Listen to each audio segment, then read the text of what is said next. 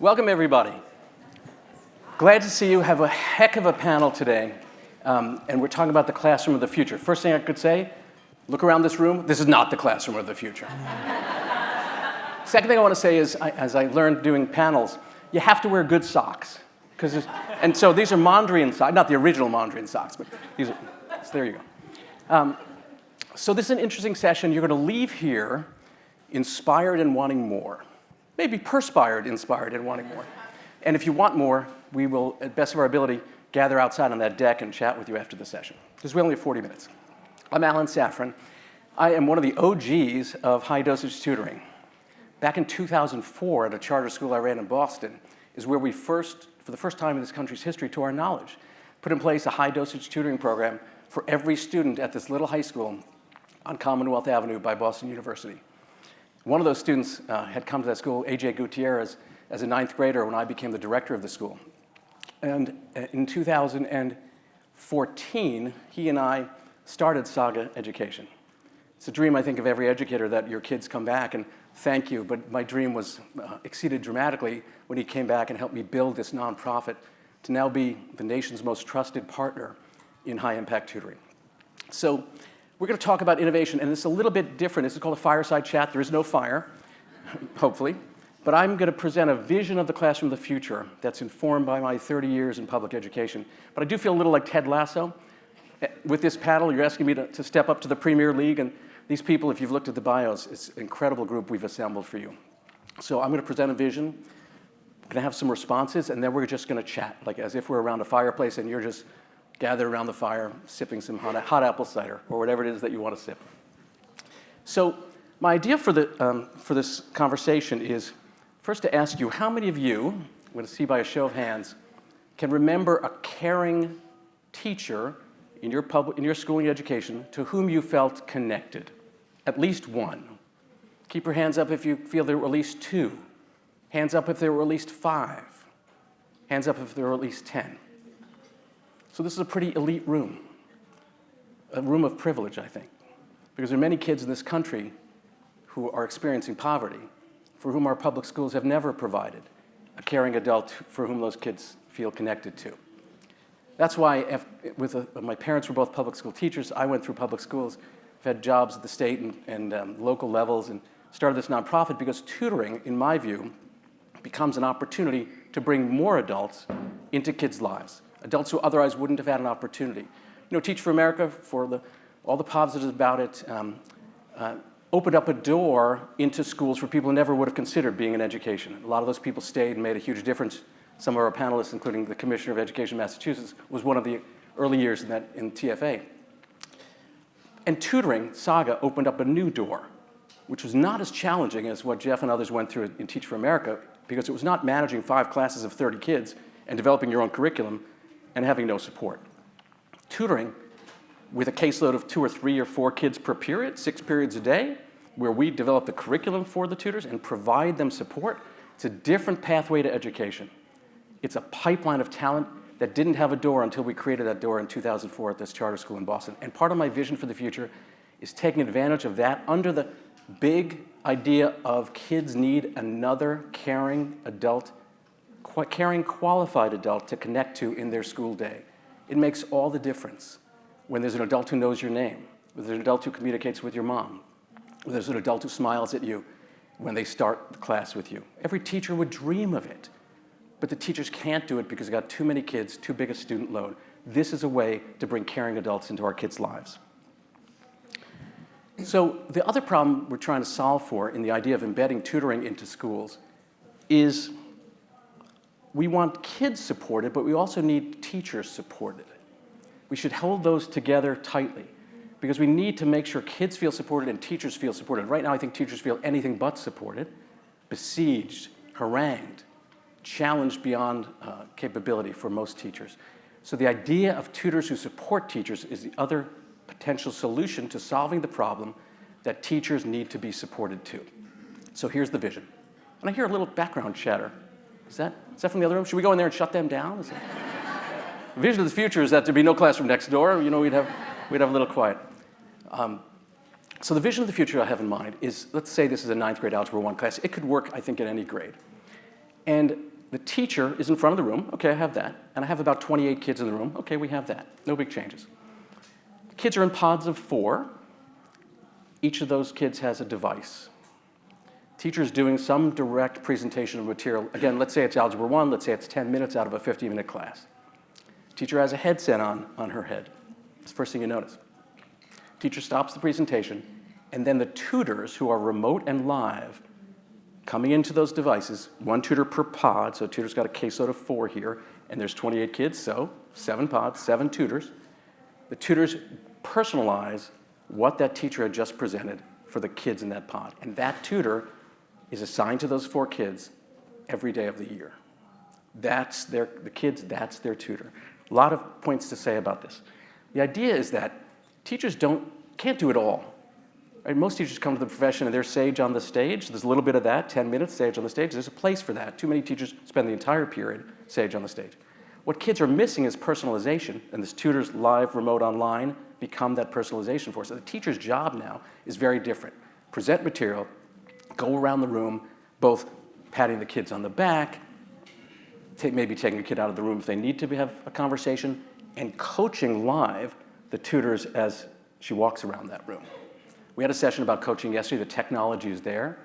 Teacher then has a whole new responsibility, which is train this mini core of partner instructors ongoingly. Because tutoring right now is either out of school time, which is not very good, its own room in a building, which is the Saga model, which is the best we can do. But this takes it to where I think it has the greatest power to make the greatest difference, because it's most connected to teachers, and the tutors will be learning from the teachers in real time.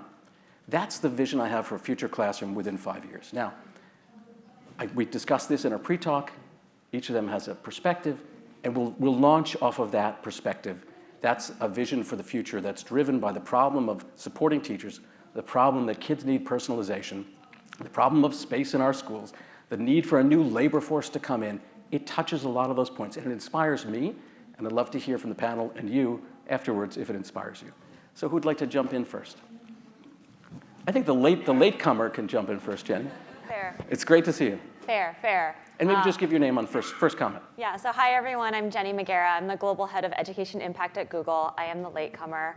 Not an excuse and explanation, I got on one of those elevators that I took an entire tour of the Grand Hyatt Manchester.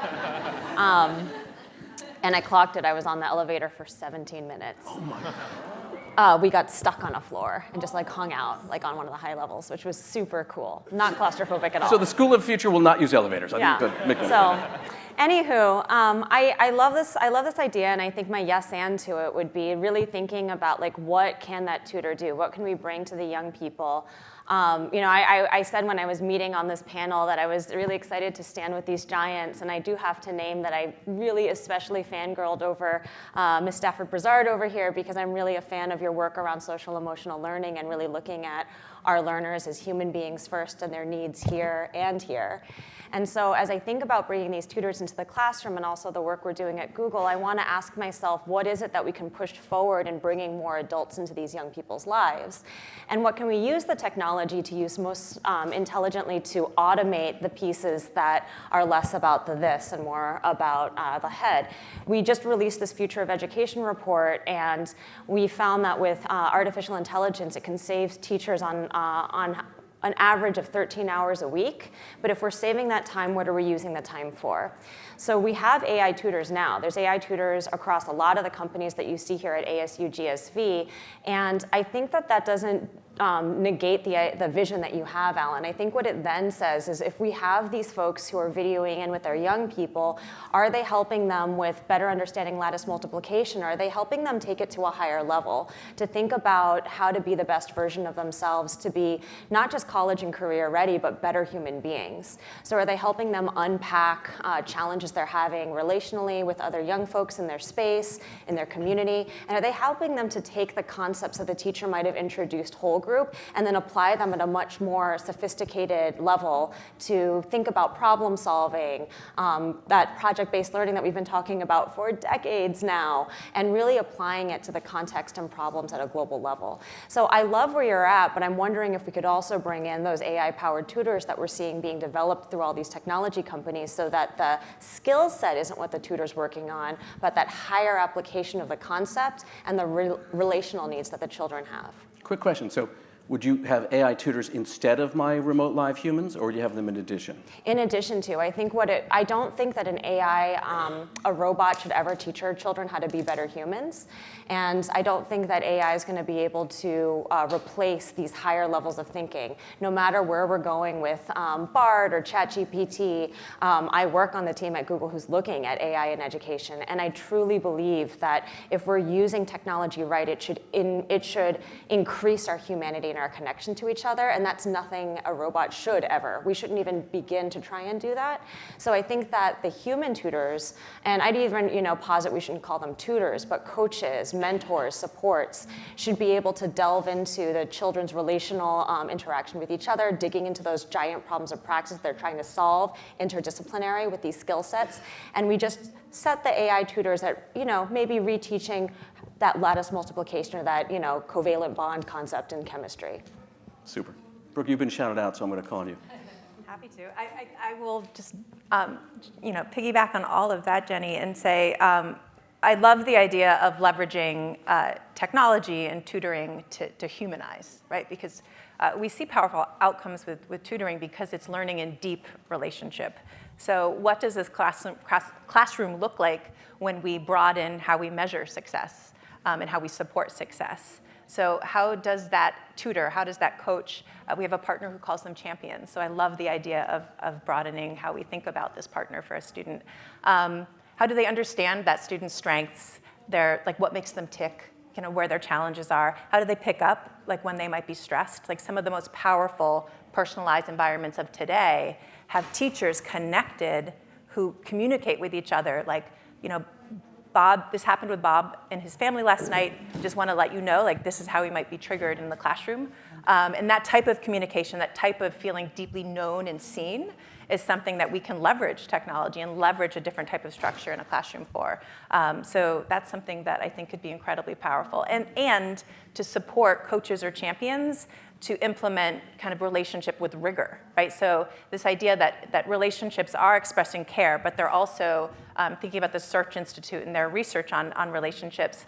It's expressing care, challenging growth, sharing power. There's more to it than just support and care that we can support teachers to support students around. Bob and Jeff, your careers have been starting in the classroom and now state and national leadership. I'd love to hear from you on how do you feel this fits into the classrooms in which you worked or the classrooms that could potentially end up being our future. I'll take you back to a time before COVID, if you can remember that. This is Jeff Riley, Commissioner of Education for my state of Massachusetts. Hello. I've been limited to one curse word during this event. So I'm going to use it judiciously. The data was pretty clear before COVID. Kids report pretty high engagement in elementary school that drops down in middle school, and by the time you get to high school, there is very little engagement. Kids are asking, what does this have to do with the real world I'm going into? What is the relevancy of what we're doing? So we knew at the beginning that we needed to change. Now we've had COVID, and my fear is we're just trying to go back to the old system when COVID, if you want to look at it from an asset-based model, has shaken the Etch-a-Sketch clear. And we can rebuild in a new way that might be a better way for kids. And I think we've never really made the fundamental switch from treating our children as vessels that need to be filled up with knowledge. And let me be clear, kids always need to have a knowledge base. Kids need to read, write, numerate at a strong level. But then they need to be able to apply that information in this resource, information-rich world. Every kid that's over the age of probably 10 today has a cell phone and has a vast array of information at their disposal. When I was a kid, all the information was in my living room and the Encyclopedia Britannica. So they were trying to fill me up with knowledge so I could be my own little island. Now kids have the information at their fingertips. We need to change. And if we're going to change and think about newness in education, we need to confront the lies we tell in education. Can I give you the two biggest lies? Okay. All teachers are the same. They're not. The variation in teacher quality in this country is astounding. I won't talk about Finland because I'm sick of hearing about those people, but the Canadians, everyone says Finland. But the Canadians do an amazing job of professionalizing. Half the room is from Finland, just so you know. Wouldn't surprise me. So they do an amazing job of really doing real professional learning communities and sharing best practice with each other, right? And by the way, tutoring is related to all of this. A lot of parents wouldn't need tutors if we were able to raise up kind of our instruction. And this variation we talk about is not one school district is better than another, or even one school is better than another. It's in any given school, there's a good teacher next to a mediocre teacher next to a great teacher. And in the world of ed reform, you had to fire the bad teachers. I'm saying no. Let's provide the time and space for them to learn from our advanced teachers. And let's raise all those boats. And let's use that time at the same time we are going to lie number 2 in education, that we differentiate instruction. Come on, really? I mean, there are some great teachers that do that. I will acknowledge that. But we are putting so much on the individual teacher right now. One way to really differentiate instruction is through tutoring. Giving the teachers a break. Tutoring to me is a complement to teaching. It should never be a threat. Teachers are our most valuable resource. They need help. Now more than ever, we need help. And tutoring is one way to do that. I love the idea of the personal tutor. We're doing a lot of this in Massachusetts with people beaming in from all over the country, kids learning to read and getting that extra individualized help with somebody they know every day and comes and does 20 minutes with them. But we also have to acknowledge that AI is coming. And there's going to be a world one day where each kid is going to have their own AI tutor or many AI tutors, like their own personal information staff, right? That they're going to be able to deploy and get the information that they need. And, you know, some people might say, oh, that's in the future and whatnot. My kids still tease me. They say, tell us again about when the phones were attached to the wall. They say to me, tell us again about when there was only 5 stations on the television. And then my favorite, of course, is, tell us again about when there was no microwaves. How did you eat? Which, granted, is probably an indictment of my parenting because I don't know how to use the stove. But the idea is that we're always changing. We need to be open to it. People are starting to freak out about ChatGPT and everything. I don't think so. I think we need to put the regulations and stuff in place. But I think this is a new tool for our kids to use. People didn't stop running when we invented the bike, right? It was just another tool that we could use. So let's have that kind of optimistic, asset-based experience as we think about what's next. And let's not have what's next be what was before. Bob Runcie, one of the leading innovators in this country on behalf of schools, one of the leading superintendents in this country for many years. Yeah, you know, when I sit around and listen to these conversations about tutoring, it's amazing that it's even a debate, right? Because to me, it's an equity issue. Parents who've always had resources and means, you sent your kids to tutoring to supplement what's going on in the school. You know, we have, you know, during my 10 years of being a superintendent in Broward County, we had one of the wealthiest schools in one of the corners of the county, and found that there were a couple teachers who left the school and they set up a tutoring business, and the parents in the school were like sending their kids there after school to, you know, get caught up. I experienced many instances with my own kids in school.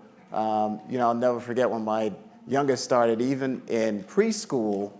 It was a Montessori school, you know, and she was kind of struggling a little bit, and we're sitting around one day talking to the parents, found out half of them got their kids in tutoring. So you really couldn't tell, was it really the school that was responsible for the outcomes they had, or was it the actual tutoring? So at a basic equity issue, we should have tutoring that's available to students, every student in this country, and especially those that have the greatest needs, have the least access to it. So I just think it needs to be a national priority. On the, the personal piece of it, I mean, I think one thing we learned from COVID is that personal human relationships really matter. And we've seen what happens to our kids when they're disconnected from those kind of relationships. So I don't think there's really any amount of technology that's going to, replace that. The other thing I think about tutors, and yes, I think we need to come up with a different name for these folks because they can provide so many other valuable resources and opportunities to kids. So we know when we look at the counseling function in our schools across the nation, I think the ratio is around 750 students to a counselor. And when I sit down with high school kids, it's one of the biggest complaints they had. Either I can't get in because, the schedule, or the counselor we have is mediocre. So being able to infuse some of these coaching, counseling things in with these personalized tutors could be a huge win for ensuring that we are really providing the coaching and support that we need to all the students. Final thing I would say is around community. When we think about real systemic change in public education, I've done it long enough that I'm a firm believer now that it can't be driven from within these bureaucratic political systems. It has to be driven by the community.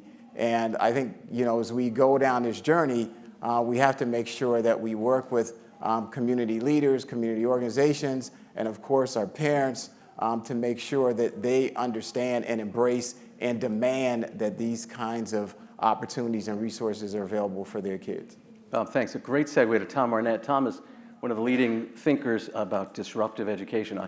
The Beatles song, "You Say You Want a Revolution," is playing in my head. Tom, what do you think are the factors that might lead a vision like this to actually have legs, as you called it in one of our prep calls, stick in public education? Can we make big changes at this time? What would it take? Well, let me say, first of all, the stuff everyone's saying here is just music to my ears. I didn't realize until I got up on the stage that I was among some TFA alum. I started my career through Teacher America teaching middle school math in Kansas City, Missouri. And I have to say, by my own experience, I'm a witness that not all teachers are of the same quality. Next door to me was Miss Bird, whose students loved her and whose students hit it out of the park on test scores. And I really struggled just to manage my classroom well enough to cover half the content that I needed to. But one of the things I really wrestled with as a teacher was this challenge of differentiation. I came into teaching with all these ideas about how I was going to get to know my students on a personal level and know their needs, know where they were at, and tailor my instruction to what they needed. And then found that day in, day out, it's just, you have an hour with them. And how do you prepare a lesson that's going to meet all those needs? How do you even know what all those needs are before you come into that lesson? How do you teach in a way that can address all those needs? It felt really daunting. And I'll say shortly after I joined the Christensen Institute, one of the things that really inspired me was visiting matched charter schools. And it was one of those places where I walked in and I go, wow, this is what I was looking for as a teacher. This really, this model of teachers working with tutors really seems to address some of these challenges I'd run into. 2017, I wrote a paper called Teaching the Machine Age that talked about leveraging both tutors, adults of different levels of qualification within the education system, and leveraging technology to basically let teachers teach at the top of their craft. Offload from them a lot of the stuff that occupies their time and their attention and their energy so they can really do the things that are most valuable, connecting with their students, getting to know their students on a personal level. But I will say one of the big question marks I have is how does it take root and where does it take root? Clayton Christensen, the founder of our institute, was known for studying disruptive innovation. And one of the things he found was this weird pattern where really successful companies were getting beat by upstarts that seemed to come out of nowhere. And I was like, how does this happen? That you have a company with all these resources, all these capabilities, and they get passed up by a startup. Think of Apple passing up Digital Equipment Corp and IBM. Or how did Toyota and Honda come in with crummy cars from Japan and pass up GMC and Ford? Or how does Netflix come out of nowhere and pass up cable companies and Blockbuster, right? And what he found was that there's this pattern called the innovator's dilemma, where established organizations, it's not that they're incapable of doing certain types of innovations, it's that they systematically can't do them because of the way they're designed. It's like all the people in the incumbent organization are doing all the right things, and doing all the right things in that context leads them to miss these opportunities. And so he broke it down to a framework. He said, well, does it conflict with the resources? Does it conflict with the processes? Or does it conflict with the priorities? If it conflicts with the resources, that's hard, but that's manageable. You can buy and sell resources, hire and fire resources. If it conflicts with processes, that's harder, because now it means you've got to redesign how you work as an organization. You can't just do things the way you've always done them and just enhance what you're already doing. But even processes that are in conflict can be overcome if you have the right motivation within the organization. But where it gets really hard is on the point of priorities. If the priorities of the established organization are counter to the priorities of the innovation you're trying to adopt, that's when an incumbent organization just can't do it. They just ignore it. So I look at these tutoring models, and as excited as I get, I ask myself, where do they run into these tensions? I think some of it's a resource issue. You know, you're talking about allocating the funds in a school differently, using different resources. I think that's a challenge that can be overcome. Some of it's processes. It's teachers having to learn to teach differently, different than maybe how they were trained in graduate school or in their teacher prep program, different than the experience they've had for the last 5 or 10 or 15 years. But what I really wonder about is the priorities. When these models look different than what Larry Cuban talked about, how people have a notion of what normal school looks like. And so a community becomes invested in school needs to look like what I grew up with, what I experienced. That can become a real barrier.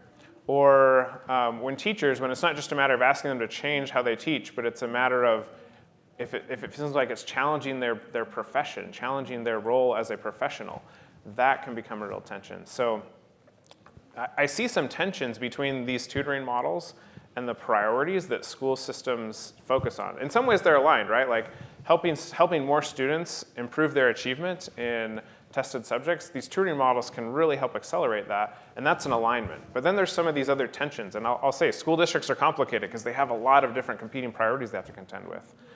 So how do we work through those tensions? Can it be done? And this is where I'm curious to hear from some of the others on here that have done way more in school leadership and administration than I have, is can you overcome some of those competing priority tensions to implant these within existing schools? Or do you have to launch these in spaces where they can align on their own set of priorities, in maybe after school or summer school or virtual school or some of these other contexts that aren't your conventional existing school?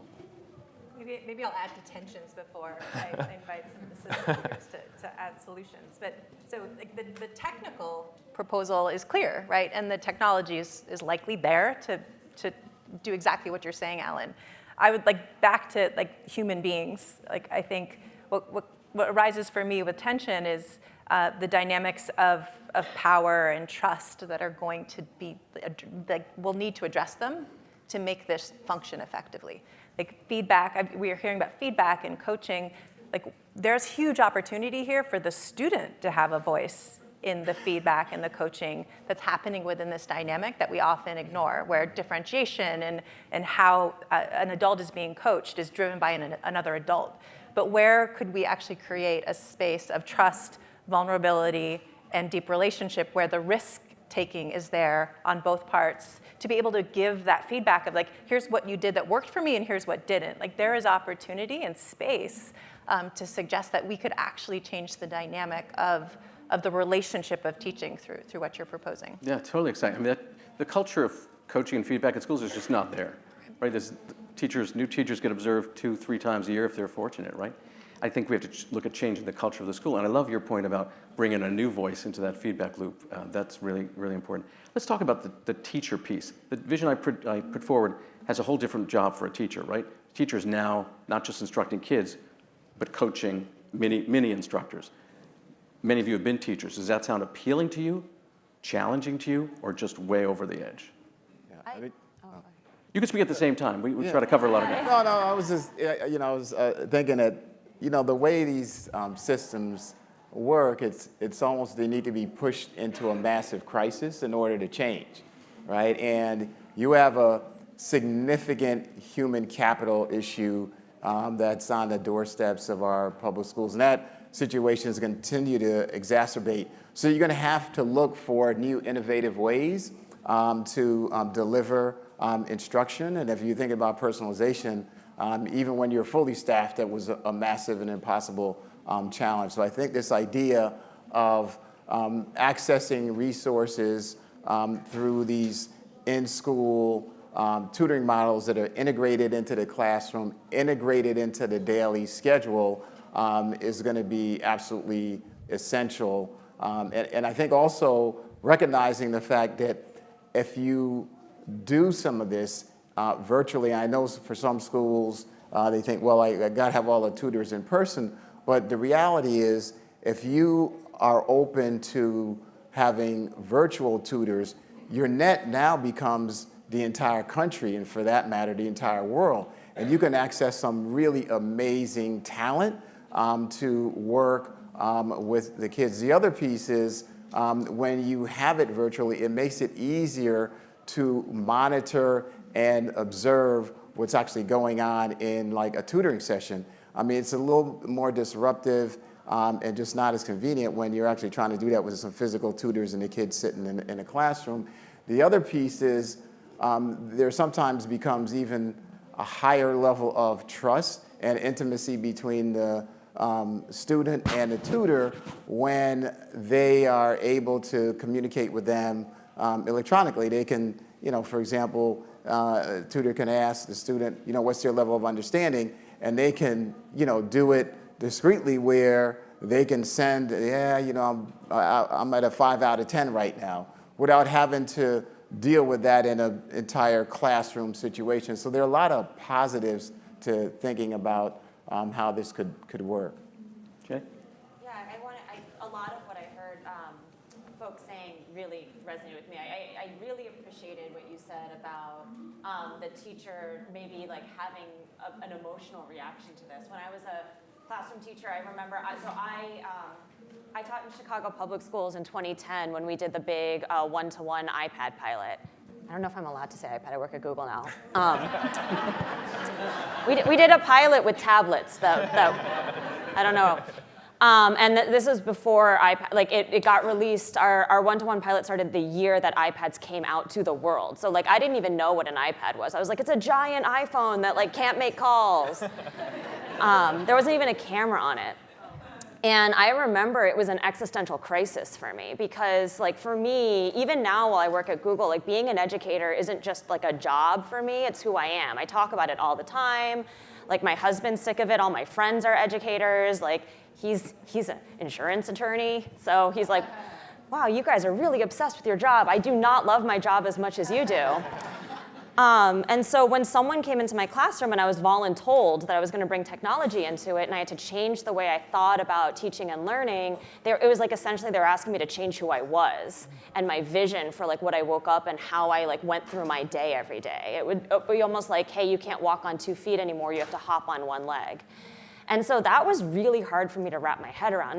But the thing that really motivated me and the other, my colleagues who have been accepting technology over the years is I really believe, and I also really resonated with what you said, Jeff. Can I call you Jeff?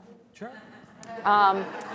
Is that when you were naming that not all teachers are the same, I appreciated that second part that you said of like if a teacher's not at the level that we'd want them to be, not to cut and run, but to invest in them and support them.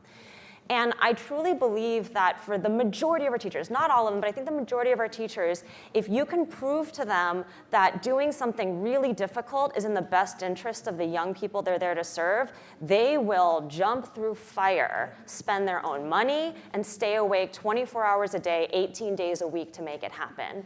We all have, all of us who are educators.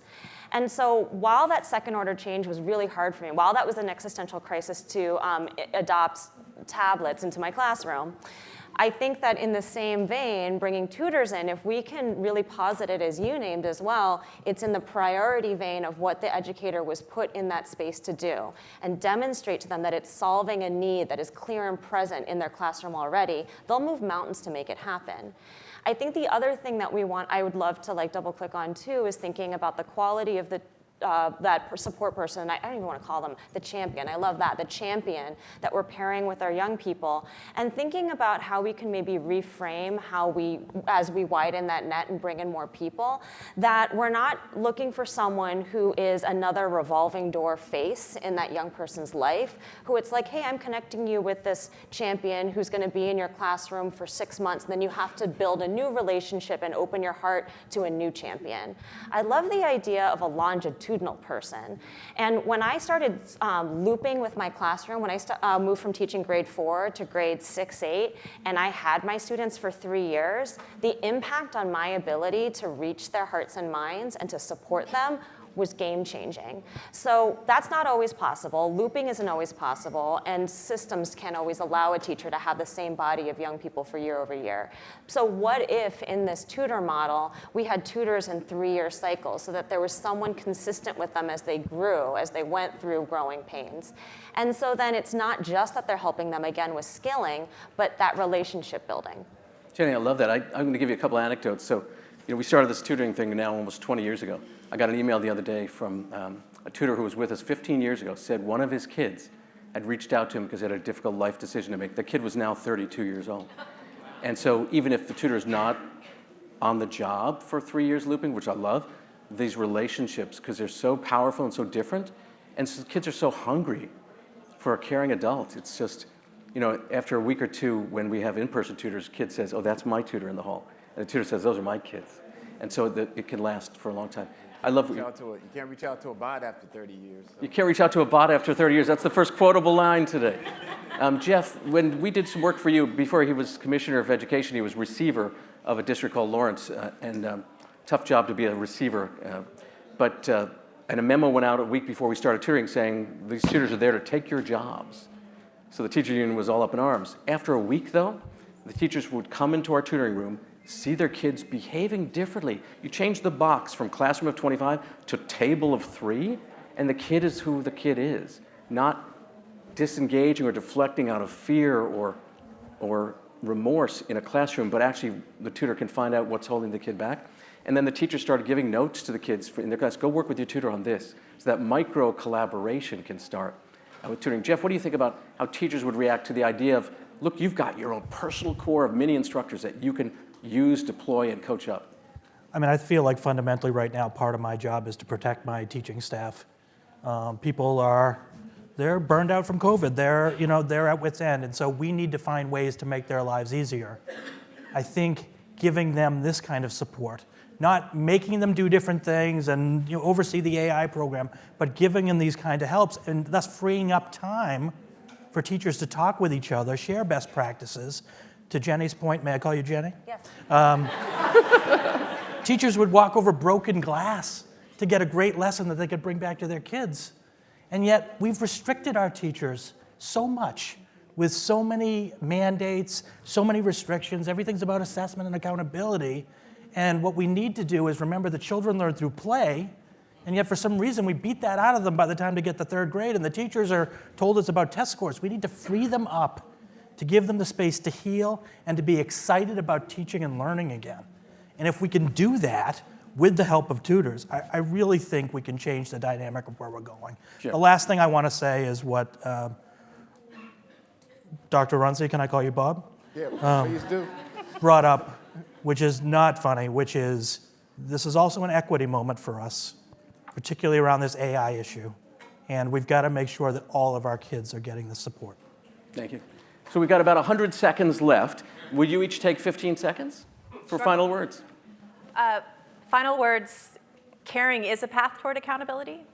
Caring isn't just like hugs and unicorns and flowers, right? Like it's about developing a deep enough relationship that you can hold someone accountable, that you can push them, but they do feel like there's a space for that risk. And I think like what we're talking about today is a pathway toward that. Thank you, Brooke. Bob?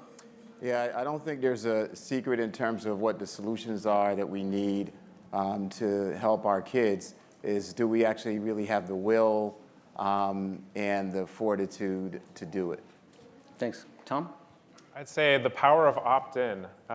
Teachers have an incredible sandbox they can work within, and too often we restrict that sandbox and tell them this is what you have to do, and it just becomes at odds. So finding the teachers who are passionate about making a difference and saying here's an option and helping them find it and then do it well and to discover it, share it with others, I think is powerful. Great. Jennie?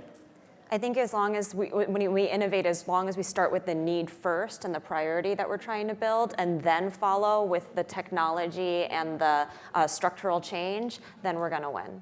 Thank you. Jeff? How many of you have children? How many of you would like 2 more? We all want the best for our kids, right? And if you really want the best for your kids, we've got to free up our teachers. We've got to give them the time and space to give them the high-quality instructional materials. I see Project Lead the Way people here. To give them the chance to talk to each other in a non-punitive environment. And if we do that as our most important resource for our kids will get what they need. Tutoring can complement that. Thank you all. Please join me in thanking our panelists.